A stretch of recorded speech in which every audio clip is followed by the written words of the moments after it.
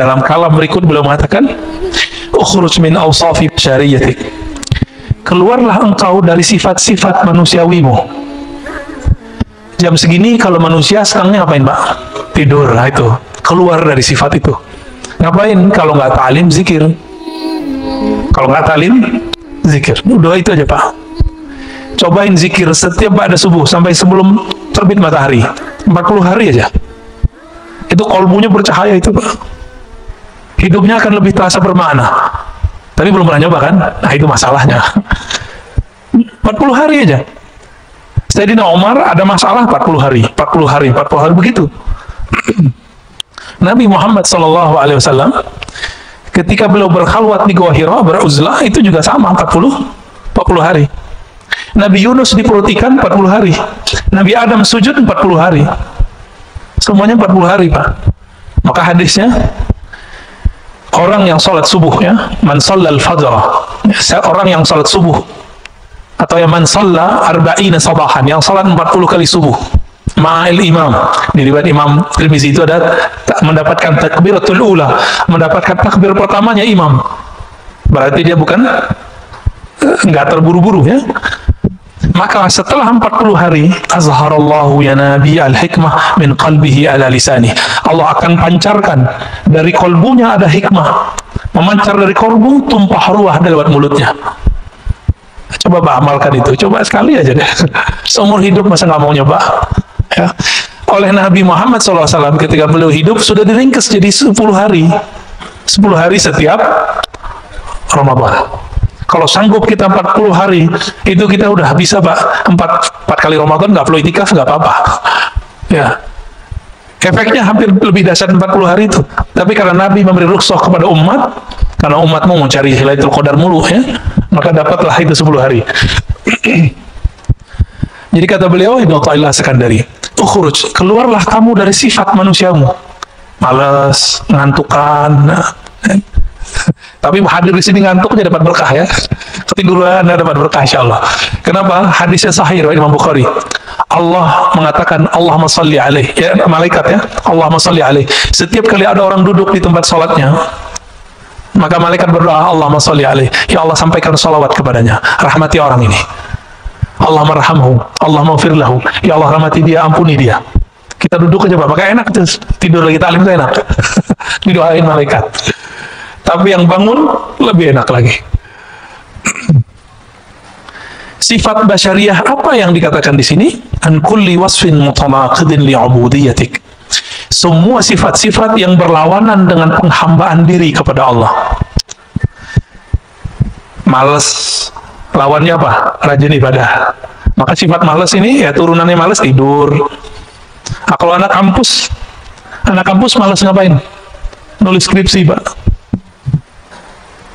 Oh nggak bisa fokus, gimana mau fokus? Handphonenya main terus. Ini anak-anak kampus ini, nggak bisa fokus. Kenapa? Karena main game terus, YouTube terus, akhirnya nggak bisa fokus. Mau S1, S2, S3 sama. Ya, jangan dikira dosen-dosen yang lagi, kan dosen-dosen itu disuruh kuliah sekarang untuk S3. Itu juga kecanduan main handphone yang lebih dahsyat daripada anak S1. Pas masuk kelas kayaknya paling bijak gitu ya, ngata-ngatain mahasiswanya biar nulis skripsi, disertasinya nggak beres. Sama aja bohong ya. Tapi lumayan, S1 udah lewat ya, lumayan kan. Supaya apa? Supaya apa kita melawan sifat-sifat yang berlawanan dengan ubudiyah itu? Linidail haqqi mujiban, supaya kita mampu menjawab panggilan Allah Subhanahu wa Ta'ala. Setiap sepertiga malam terakhir itu ada hadis yanzilu rabbuna, Allah turun. Jangan usah dibayangin Allah turun, karena Allah bukan benda ya. Allah bukan benda, jadi nggak usah dibayangin. Lalu Allah berfirman, adakah yang bertobat? Aku akan terima. Adakah yang minta hajatnya? Aku akan tunaikan. Adakah yang minta perlindungan? Aku akan beri. Ini nggak usah ke dukun Pak ya. Dukun tertinggi itu ya sepertiga malam terakhir itu. Nggak sejauh-jauh. Cuma karena kita tidak mau mengikuti jalur ini, maka kita menjadi budak selain Allah Subhanahu wa Ta'ala. Wa min hadratihi qariba. Dan kehadirannya Allah terasa dekat. Kenapa sepertiga malam terakhir itu spesial? Karena di saat itu tidak ada gelombang suara dari yang lain. Orang nggak tertarik Pak membuka handphone, kecuali yang lagi riya. Tahajud yuk, nah, matinya tuh terbesit tuh. Terbesit, coba. Nabi Musa tahu dia nggak punya hak membunuh Samiri, maka dia katakan ma khatbuka ya Samiri. Harun dimarahin, ditarik pada jenggotnya. Umatnya disuruh bunuh diri, karena taubat zaman itu bunuh diri. Faqtulu anfusakum. Giliran Samiri ngomongnya pelan sekali. Ma khatbuka ya Samiri. Jadi Nabi Musa ngeliat Samiri itu langsung bergidik bulu romanya itu. Ini serem juga ini orang, ya. Nggak sembarangan ini orang. Dan beliau dapat kalam lah kira-kira ya. Itu bukan hak, tapi haknya umat Muhammad sallallahu alaihi wasallam. Kira-kira begitu. Maka keluarlah kalam, ma khatbuka ya Samiri. Ada apa denganmu wahai Samiri? Jadi Nabi Musa ngerti Samiri itu akan menjadi yang kita sebut sekarang Dajjal. Dan yang paling unik apa? Samiri itu nama gelar, Pak. Gelar orang kampung Samara namanya Samiri. Kayak Batawi, Jawi, Buguri. Kan sekarang lagi trennya ustaz-ustaz nyebut dirinya Al-Batawi, Al-Buguri. Kalau Bintaro apa dong? Al-Bintari. Masih cocok lah ya.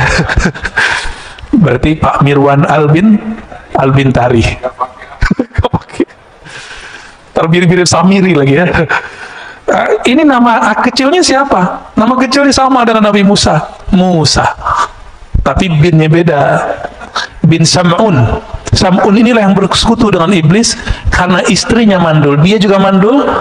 Orang kalau ditanya mulu kan kesel, Pak. Nggak bisa bikin anak ente gitu ya.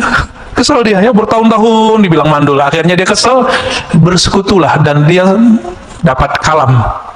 Apa kata kalam ini? Kamu lakukanlah hubungan suami istri di kuil setan. Ada patung-patung di situ, dia buat kerjaan suami istri di situ. Jadi anak siapa tuh?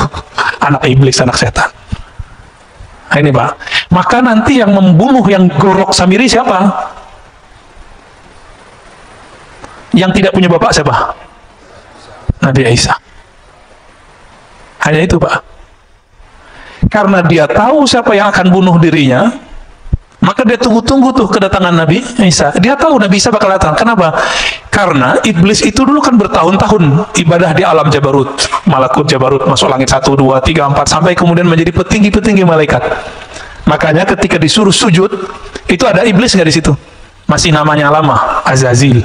Mau nggak dia sujud? Nggak mau. Padahal dia sudah menjadi petinggi malaikat. Cuma golongan jin. Malaikat itu nur. Si iblis ini nar. Cahaya, api, sama-sama ada kemilaunya. Kalau kita dekat cahaya begini, panas nggak Pak? Panas nggak ada cahaya begitu? Bedanya sama api gimana? Ada panasnya. Sama-sama terang, tapi yang ini panas, yang ini sejuk. Nah, itu bedanya. Maka setelah muncul Nabi Isa, baru umur 33 Nabi Isa, muridnya baru 12 Pak. Ternyata murid yang ke-12, Yudas Iskariot, seorang yang nyamar. Ternyata itulah si Samiri. Samiri itu jangan dibayangin badannya gede Pak ya.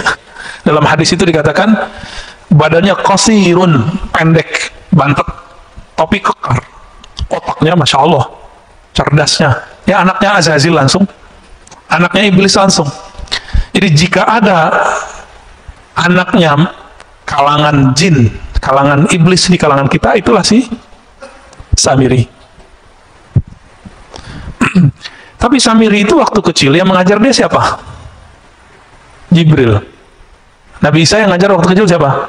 Jibril juga. Oh jadi ini lumayan pas ini. Tapi Nabi Isa tidak diberi hak oleh Allah membunuh sendiri. Dia harus membunuh nanti bersama wali penutup umat Nabi Muhammad, yaitu Al-Imam Al-Mahdi. Itu sih bedanya ya. Makanya yang membuat skenario pembunuhan Nabiullah Isa, yaitu dia orangnya. Loh dia masih hidup toh? Iya masih hidup. Iblis saja masih hidup. Kok bisa? Ya apa yang susah bagi Allah? Makanya ketika terjadi perdebatan antara pengikut Ibnul Jauzi yang mengatakan Nabi Khidir mati dengan pengikut pengarang kitab ini, jadi imam ini namanya Ibnu Athaillah Sakandari. Imam Ibnu Athaillah mengatakan, wahai penolak hidupnya Nabi Khidir, kalian lupa, bukankah ada makhluk yang bukan nabi, bukan wali, tapi masih Allah panjangkan umurnya hari ini, yaitu iblis, yaitu Samiri.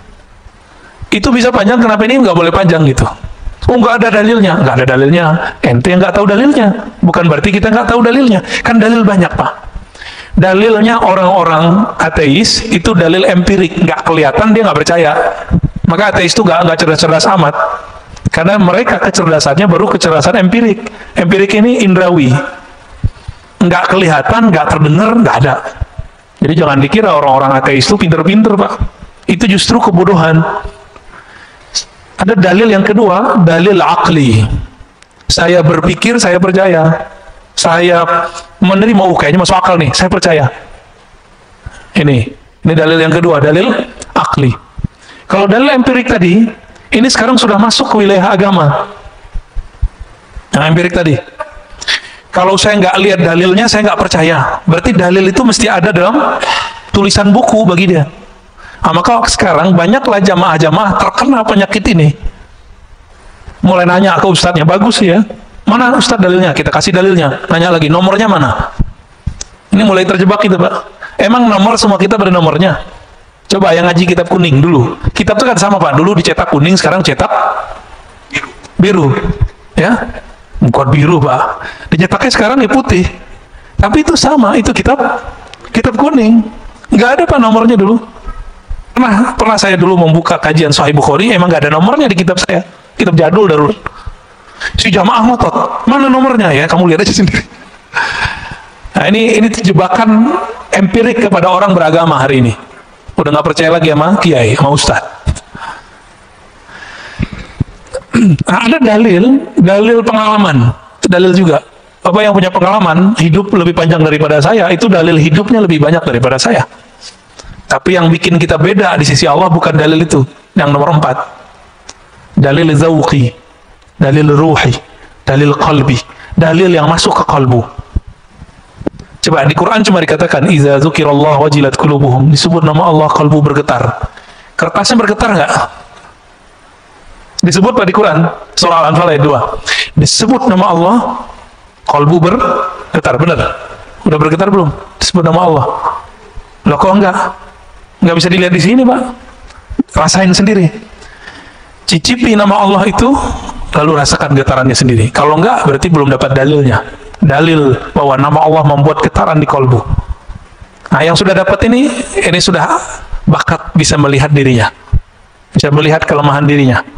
Insya Allah, ya. Nah, kembali ke yang tadi, Ibnu Ta'ilah mengatakan, engkau dibukakan, dikasyafkan kelemahan dirimu, lebih afdol daripada engkau dibukakan alam gaib. Gitu, ya.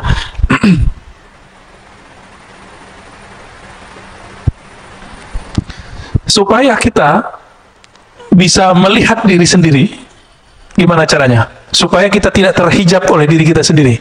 Maka dalam kalam berikut beliau mengatakan, ukhruj min awsafi syariyatik. Keluarlah engkau dari sifat-sifat manusiawimu. Jam segini kalau manusia setengahnya ngapain, Pak? Tidur. Nah, itu keluar dari sifat itu. Ngapain? Kalau nggak talim, zikir. Kalau nggak talim, zikir. Udah itu aja, Pak. Cobain zikir setiap pada subuh sampai sebelum terbit matahari. 40 hari aja. Itu kolbunya bercahaya itu, Pak.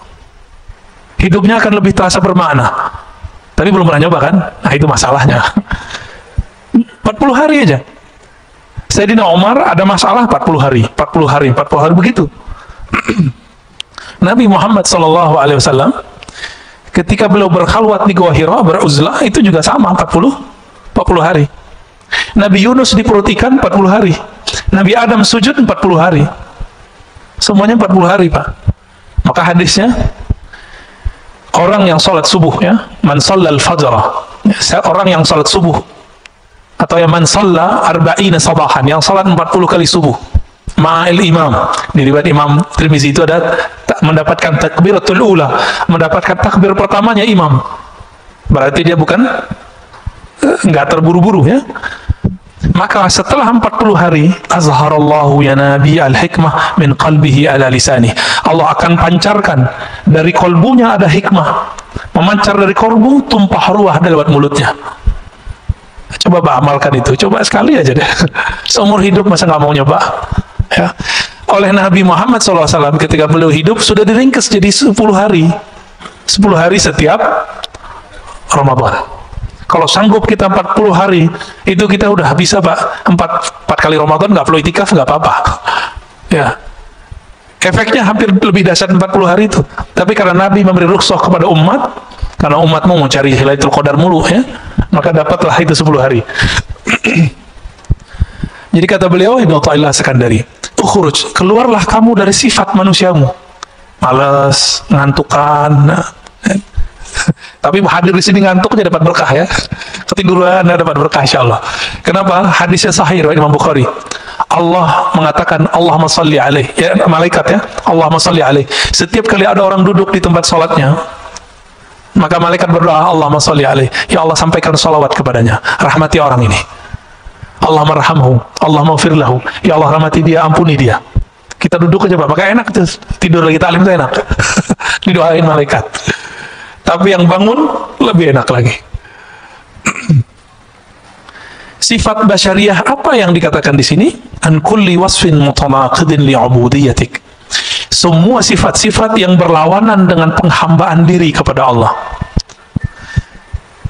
Males, lawannya apa? Rajin ibadah. Maka sifat males ini ya turunannya males tidur. Nah, kalau anak kampus males ngapain? Nulis skripsi Pak. Oh nggak bisa fokus. Gimana mau fokus? Handphonenya main terus. Ini anak-anak kampus ini. Ya. Nggak bisa fokus. Kenapa? Karena main game terus, main YouTube terus. Akhirnya nggak bisa fokus. Mau S1, S2, S3 sama. Ya, jangan dikira dosen-dosen yang lagi, kan dosen-dosen itu disuruh kuliah sekarang untuk S3. Itu juga kecanduan main handphone yang lebih dahsyat daripada anak S1. Pas masuk kelas kayaknya paling bijak gitu ya, ngata-ngatain mahasiswanya biar nulis skripsi. Disertasinya nggak beres. Sama aja bohong ya. Tapi lumayan, S1 udah lewat. Ya, lumayan kan? Supaya apa? Supaya apa kita melawan sifat-sifat yang berlawanan dengan ubudiyah itu? Linida'il haqqi mujiban. Supaya kita mampu menjawab panggilan Allah Subhanahu wa taala. Setiap sepertiga malam terakhir itu ada hadis yanzilu rabbuna. Allah turun. Jangan usah dibayangin Allah turun karena Allah bukan benda, ya. Allah bukan benda, jadi nggak usah dibayangin. Lalu Allah berfirman, adakah yang bertobat? Aku akan terima. Adakah yang minta hajatnya? Aku akan tunaikan. Adakah yang minta perlindungan? Aku akan beri. Jadi nggak usah ke dukun Pak ya. Dukun tertinggi itu ya sepertiga malam terakhir itu. Nggak usah jauh-jauh. Cuma karena kita tidak mau mengikuti jalur ini, maka kita menjadi budak selain Allah Subhanahu wa ta'ala. Wa min hadratihi qariba. Dan kehadirannya Allah terasa dekat. Kenapa sepertiga malam terakhir itu spesial? Karena di saat itu tidak ada gelombang suara dari yang lain. Orang nggak tertarik Pak membuka handphone, kecuali yang lagi riya. Tahajud yuk, nah, matinya tuh terbesit tuh. Terbesit, coba aja cek sendiri ya. Ayo bangun tahajud. Itu setan ngomong Pak, karena setan ada dalam diri kita. Ayo bangunin orang biar kelihatan kalau kamu udah bangun. Terbesit tuh, hati-hati.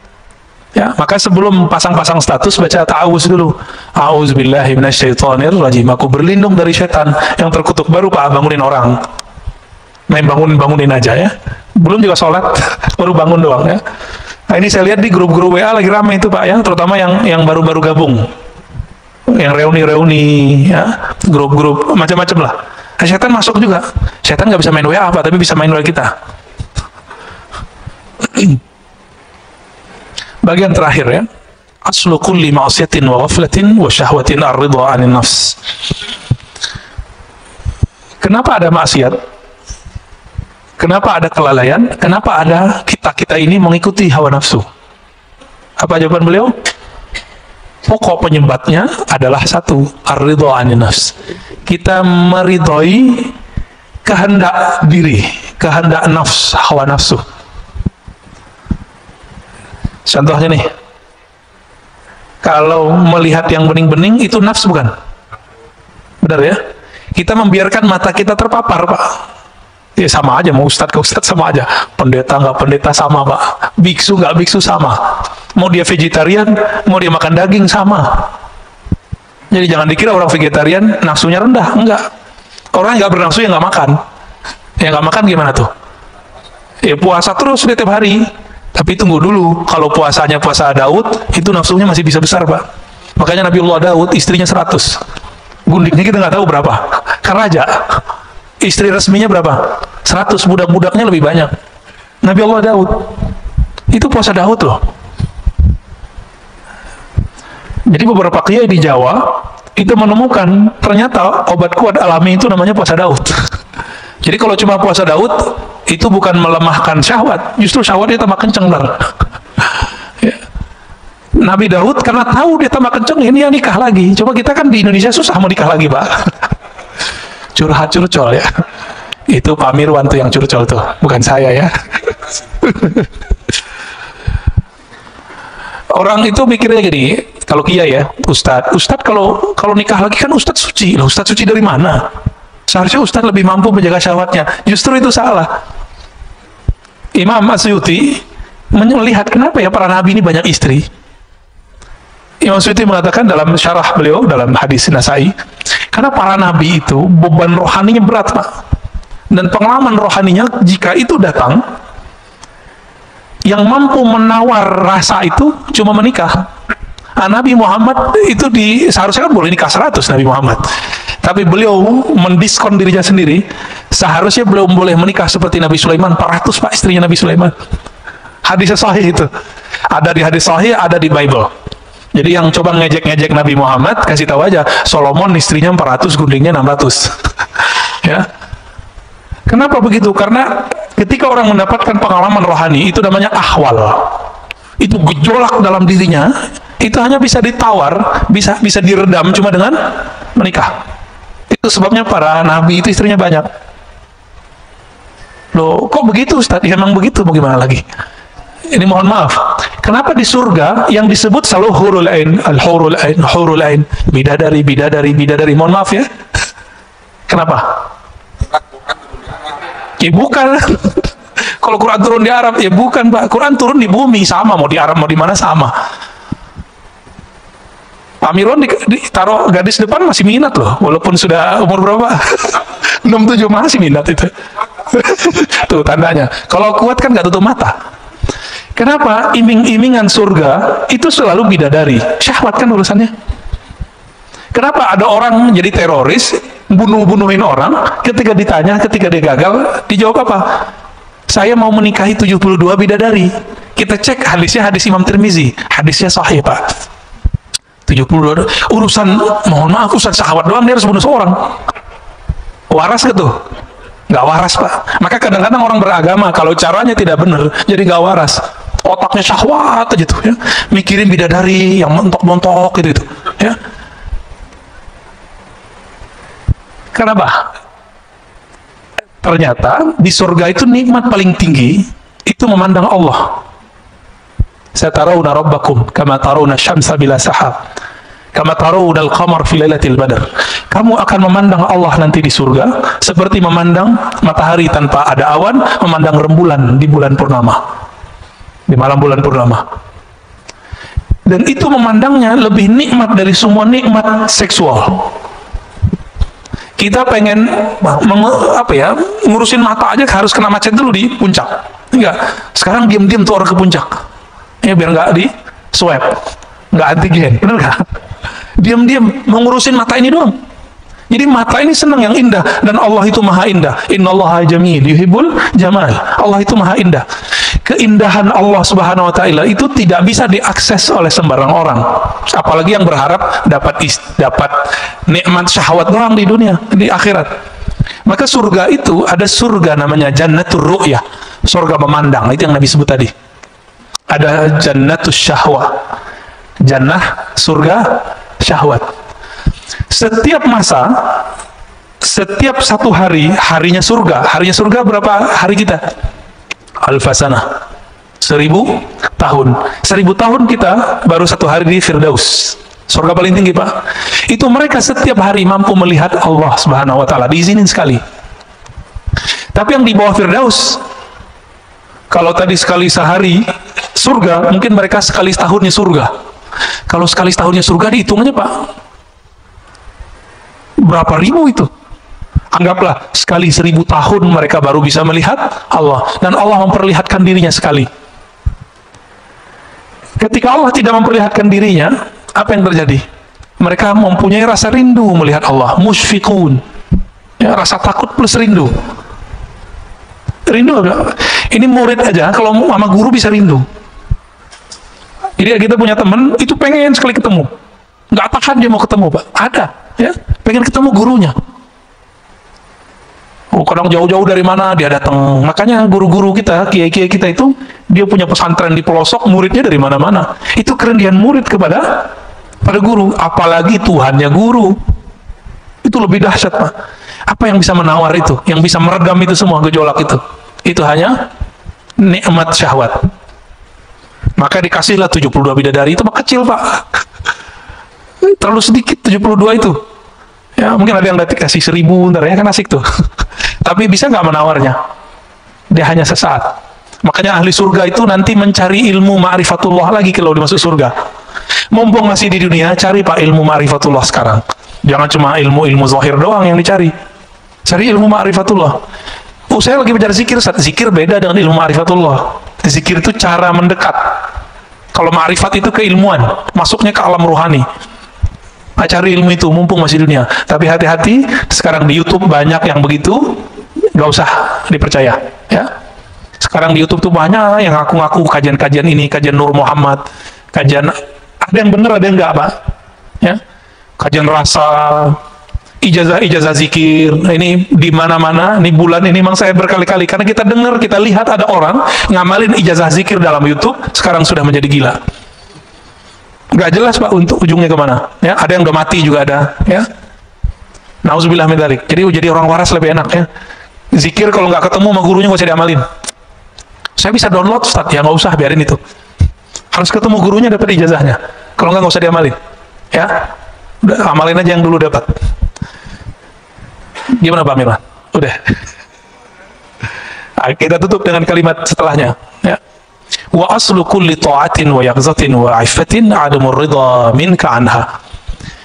Adapun ketaatan asalnya bukan pada ridha pada syahwat tadi.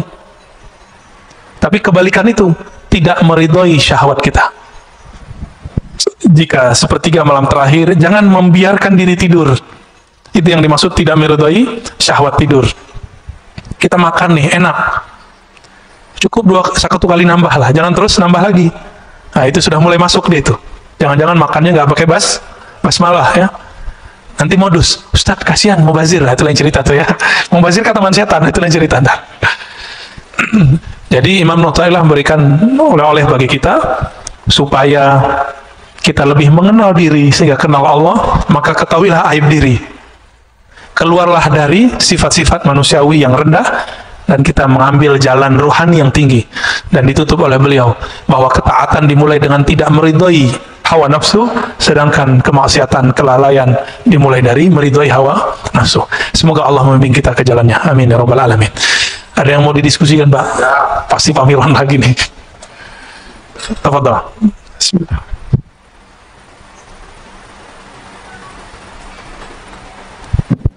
Assalamualaikum warahmatullahi wabarakatuh. Waalaikumsalam warahmatullahi wabarakatuh. Tadi dikatakan bahwa Musa Samiri, Musa bin Sam'un As-Samiri. Musa Samiri itu sekarang pun sudah ada. Kita semuanya menganggap Musa Samiri itu waktu zaman Nabi Musa aja, habis itu sudah tidak. Ya. Kalau itu yang terjadi, berarti Dajjal pun demikian. Dajjal pun dari dulu sampai sekarang nggak ada. Bukan kita menunggu Dajjal. Ya, Indonesia pun banyak Dajjalnya. Ya, nggak usah saya sebutkan satu-satu, nanti rame. Jadi saya kira ngapain nunggu-nunggu Dajjal datang nanti? Dajjal sekarang aja kita basmi. Demikian. Assalamualaikum warahmatullahi wabarakatuh. Iya, Samiri itu ya Dajjal, Pak. Jadi ada Dajjal yang teri, ada Dajjal yang kubro, yang asli itu Samiri. Sahabat-sahabat Nabi beberapa diizinkan oleh Rasulullah untuk bertemu. Bahkan ada yang dia lagi berlayar terdampar di satu pulau. Itu Tamim Ad-Dari ketemu dengan Dajjal As-Samiri. Satu pulau yang mana kita nggak tahu, Pak. Kan katanya bukan pulau seribu. Apa segitiga Bermuda apa ya, wallahu alam, kita kan nggak ngerti, itu urusan Allah, ya. Jangan berspekulasi. Mungkin itu salah satu pulau-pulaunya, tapi itu bukan satu-satunya. Ya. Lalu ada Dajjal yang artinya maknawi. Apa kata Nabi? Setelahku, la nabi ba'di, tidak ada lagi Nabi. Tapi akan muncul salasuna dajjalun. Muncul 30 Dajjal. Jadi Nabi kasih angka 30. Itu yang gede-gede itu. Yang pokok-pokoknya aja. Mulai dari Musailamah al-Kazzab. Namanya Kazzab. Kazzab Dajjal sama artinya. Jadi Musailamah al-Kazzab itu ngaku dapat wahyu. Jadi ternyata nabi-nabi palsu ini juga dapat kasyaf dia. Setar yang masuk ke dalam dirinya. Hati-hati Pak. Ya. Yang dapat bisikan-bisikan belum tentu dari Allah tuh ya. Siapa tahu dari iblis ya. Karena tadi iblis Azazil ini punya ring satu tadi. Sekitar 70-an ribu. Itu datang kepada calon-calon wali. Membisikkan kalam-kalam yang dulu iblis dapatkan sama saya masih menjadi malaikat, menjadi bagian dari malaikat. Jadi iblis itu mempunyai memori takdir. Itulah yang diceritakan kepada Dajjal-Dajjal teri itu. Makanya kalamnya pengikut-pengikut Dajjal yang ini persis seperti yang terjadi. Dia bilang akan terjadi ini kejadian Pak. Karena itu memori lama yang dia dapatkan dari Azazil. Gitu ya. Ya mirip-mirip kayak nabi tapi nabi palsu. Nabinya iblis. Wali, tapi bukan waliur rahman, tapi wali syaitan. Ya. Jadi nggak usah kita membasminya pakai apa Pak? Karena dia masuk lewat intelektual, kita masuk lewat intelektual. Dia mau membongkar iman, maka kita pertahankan iman. Nggak perlu kita bunuh Pak dia ya. Itu Pak Mirwan aja yang urus starter. Ya, tafadhol. Ada lagi? Ya, tafadhol. Assalamualaikum Pak Ustadz. Assalamualaikum. Saya izin bertanya, mungkin ada kaitan juga dengan topik kita pagi ini, dan di beberapa ceramah Buya yang lain juga pernah disebutkan tentang panjang angan-angan. Itu apakah mudaratnya buat kita? Kemudian juga apa bedanya dengan cita-cita? Apakah boleh kita memiliki cita-cita seperti pengen punya kebun, punya lain-lain lah gitu Pak? Mohon penjelasannya Pak. Makasih. Iya betul. Ini kolbuja nanya ini Pak.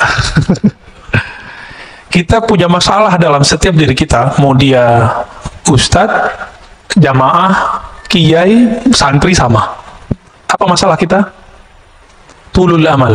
Tul artinya panjang, amal. Amal itu bahasa Arab pakai hamzah. Secara harfiah artinya cita-cita. Secara harfiah. Tapi dalam bahasa Indonesia, cita-cita beda dengan angan. Cita-cita itu sifatnya luhur, sedangkan angan-angan sifatnya belum tentu luhur. Luhur tinggi yang mulia. Kapan angan-angan itu tidak menjadi angan-angan? Kalau dia dikaitkan dengan Allah. Contohnya nih, ya. Saya pengen umroh, angan-angan. Beda nggak dengan saya berniat umroh? Itu beda.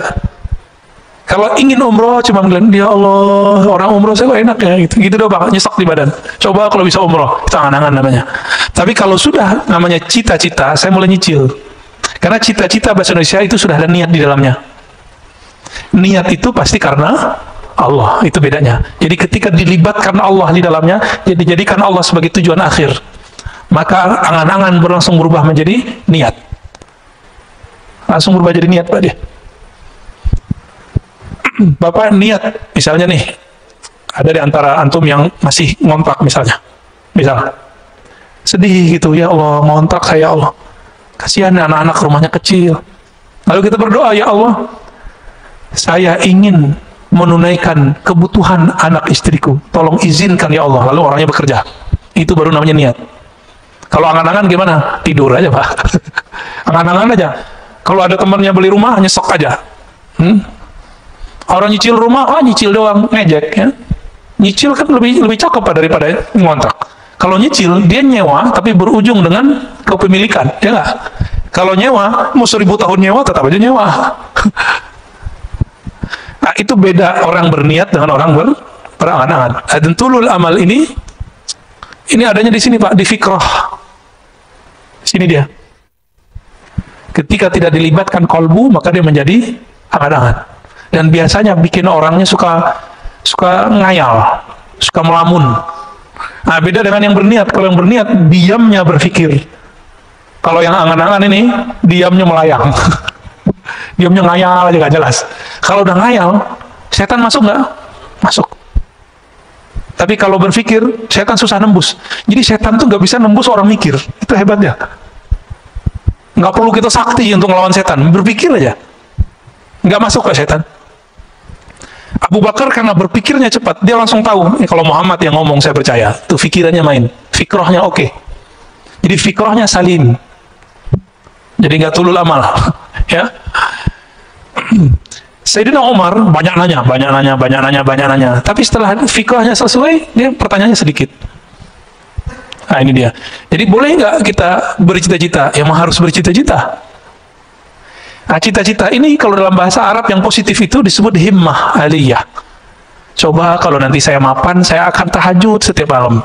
Ya, saya akan misalnya bagaimana? Kayak Pak Mirwan nih, jamaah setiap saat. Saya akan tahfiz Quran. Itu namanya cita-cita, himmah. Bahasa Arabnya himmah aliyah. Tapi coba cek Pak nanti, kalau dia sudah mapan, dia kerjakan nggak yang dia cita-citakan dulu? Maka di hikam nomor 2 itu disindir orang-orang yang tuh dulu punya cita-cita tinggi, setelah dia mendapatkan kesempatan itu, cita-citanya dia pinggirkan. Ini setan kan nggak akan diem. Setelah semua cita-cita Bapak terwujudkan, maka dikirimlah handphone ke kita, dikirimlah TV online kepada kita. Apa yang terjadi? Kita bisa duduk di depan TV 2 jam, bisa di depan YouTube 2 jam, tapi tidak bisa zikir 2 jam, nggak bisa baca Quran 2 jam. Ini tanda-tanda kalau antum tuh berdaya semua. Sama, saya juga begitu. Ya. Kena semua kita ya? Ya, saya juga kena Pak. Sama-sama kita perbaiki. Ya, ada lagi Pak cukup? Cukup lah ya? Oh, masih ada. Ini Ahlul Bait ini. Assalamualaikum Ustaz. Caranya 2 Pak. 1 berguru. Nanti guru itu kasih guidance, kamu amalkan ini. Karena kita percaya sama guru ini, kita tahan Pak 2 jam di depan mushaf. Itu 1. Yang kedua, kalau udah berguru, ilmui apa yang diamalkan. Sahabat itu kenapa sanggup zikir dari ba'da subuh sampai suhur? Itu mereka nggak beranjak. Karena dia tahu rahasia zikir ba'da subuh sampai syuruk, apalagi lanjut gitu. Kayak weekend begini. Katanya kalau sudah mapan, pengen di masjid aja. Ya, kena corona, Pak. Intinya masjid apa? Zikir toh. Intinya masjid baca Quran, intinya masjid taklim. Ini taklim bentar aja udah gelisah, ya kan? Udah syuruk nih. Ini cara setan nipu nih Pak, hati-hati. Hati-hati di situ. Ya. Nah, tapi yang belum tahu ya nggak apa-apa. Lebih afdal ngaji apa sholat? Hah? Ngaji, beneran.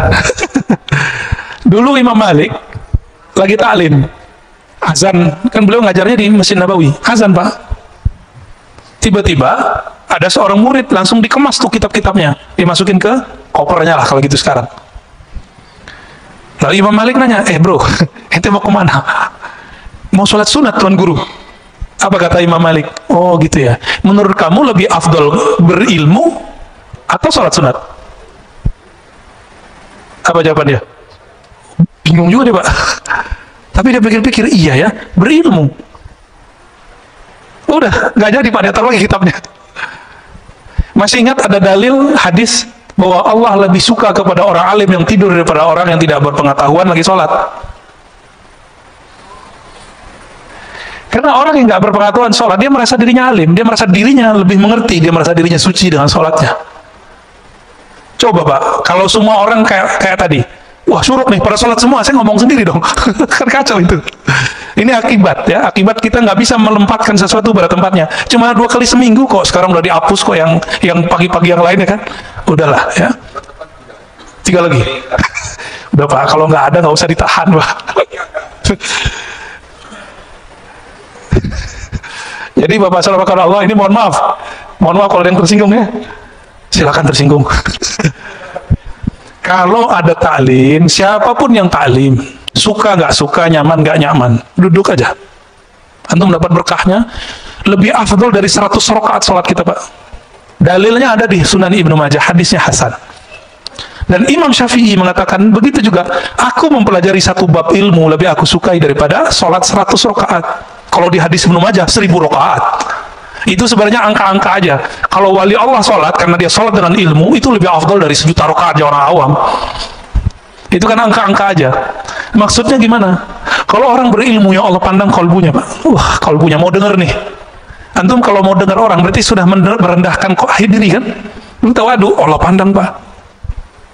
Kalau udah nggak mau dengar orang, Allah pandang nggak sholat kita? Nggak dipandang sholat kita. Makanya kalau isya itu ya, kita kalau taklim pada maghrib sampai isya, kita lagi ngaji dia langsung sholat, Pak, masuk. Dia nggak tahu adabnya. Ini kita kasih tahu adabnya. Kalau kita masuk ke satu masjid, orang lagi taklim, cukup istighfar, salawat, duduk. Istighfar, minta ampun, ya Allah saya masuk masjidmu tidak sholat. Kenapa? Ilmumu lagi ditebar. Kita minta izin duduk. Duduk langsung. Itu lebih afdal daripada sholat tahiyatul masjid di 100 masjid. Gitu. Jadi benar, Pak. Ya. Karena yang Allah pandang selalu kolbu, bukan gerak fisik. Innallaha yanzuru ila qulubikum. Allah pandang kolbumu, bukan fisikmu. Dan Allah lebih senang lagi nanti nih, setelah ini Bapak sholat, oh, dapat dua deh, udah dapat ilmu, dapat sholatnya. Allah pandang kalbunya, Allah hargai rokaat-rokaatnya. Semoga kita pagi ini diberkahi oleh Allah. Semoga Allah angkat derajat siapapun yang hadir hari ini. Allah pandang kita meskipun kita tidak beramal banyak. Allahumma rfa' darajatana bi'ilmik. Ya Allah, angkat kalbu kami, hati kami, ruh kami dengan ilmu mengenal Engkau. Rabbana atina fid dunya hasanah wa fil akhirati hasanah wa qina adzabannar. Berikan kami kebahagiaan di dunia ya Allah, dan kebahagiaan memandangmu di akhirat ya Allah. Wa sallallahu ala sayyidina Muhammad walhamdulillah rabbil alamin. Assalamualaikum warahmatullahi wabarakatuh.